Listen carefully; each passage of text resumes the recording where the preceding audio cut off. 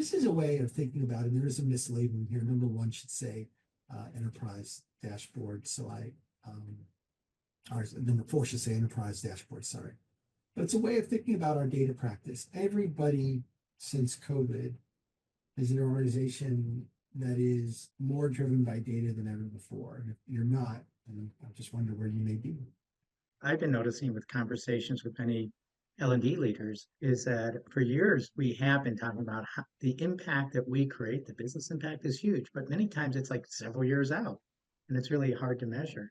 But many L&D leaders don't have access to the data to really Mm, truly identify that quadrant four. So this is becoming more important and it's yeah, becoming more top of mind. So I think it's a great yeah, conversation. I'm curious where people are yeah. today. Yeah, we're probably in all four quadrants, depending on which type of learning, which part of the business. Certainly, there's a lot of activity in the number of hours of training and all of those things that aren't.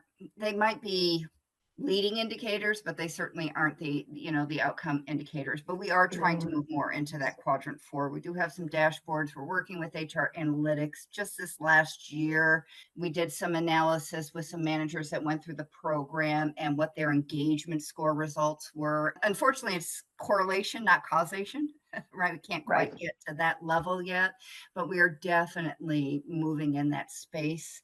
I will say I will Yeah, just kind of volunteer. We're also kind of moving away from Kirkpatrick and towards Tallheimer in terms of yeah, some of our learning outcome analysis. Still yeah, a long ways to go on the journey, but yeah. we're more integrated with HR, working with talent advisors and senior HR VPs and things like that Yeah. to be able to get some measurement. Yeah, I was just wondering, I wanted to follow up. I was still thinking a little bit about Yolanda's comment earlier about compliance training, and I think there's a real tie to the data because in my Mm, experience anyway, there was always a tension between, say, like general counsel kind of group that was saying, more training provides us more evidence that we, just count hours, and more hours the better. And then the CEO or the business side of it is saying, okay, the least amount of training to get the effective outcome. But to actually get to the outcome, you know, I wondered how do our capabilities in L&D or maybe augmenting our group in L&D to have the data savvy people, not just data savvy on our LMS kind of data, but maybe people who can work across silos. So where's everybody? I know, Matt, you're passionate about this because some of the trade-offs as we talk about this are, inevitable. You want to add 2 cents from your perspective on what some of the trade-offs are? Because it's not always black and white. You can't always say do one or the other, but there are certainly trade-offs in how you do this. Yeah, it's been very interesting over the last, I would say, 6 months in particular. There have been a lot of conversations that I've been having with my partners, but also with prospective clients about the trade-offs of how do you shape that experience? What areas are you focusing on? How are you moving the needle? Right. That's really what it comes down to, and also understanding what the historic approaches have been. You got to know where you're starting from. You can't just reinvent the wheel.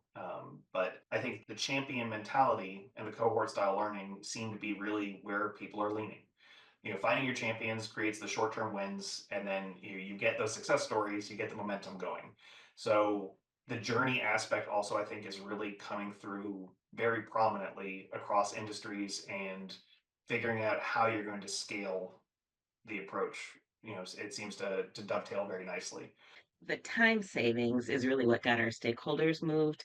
So we implemented adaptive learning for our compliance curriculum because we knew we could show immediate savings. And then we got them on board. And then the gotcha culture didn't become so important anymore because what we said is if they get through the program, they know the stuff. And that's really what you want. So the personalized learning journey, I think it moves beyond just people choosing like the order of the topics or, what sequencing of like engaging on certain elements of compliance. However, I think when we say personalized, what we need to move to is more of the ingestion. I mean, that might sound a little gross, but the idea that it becomes so internalized personally versus personal choice of content.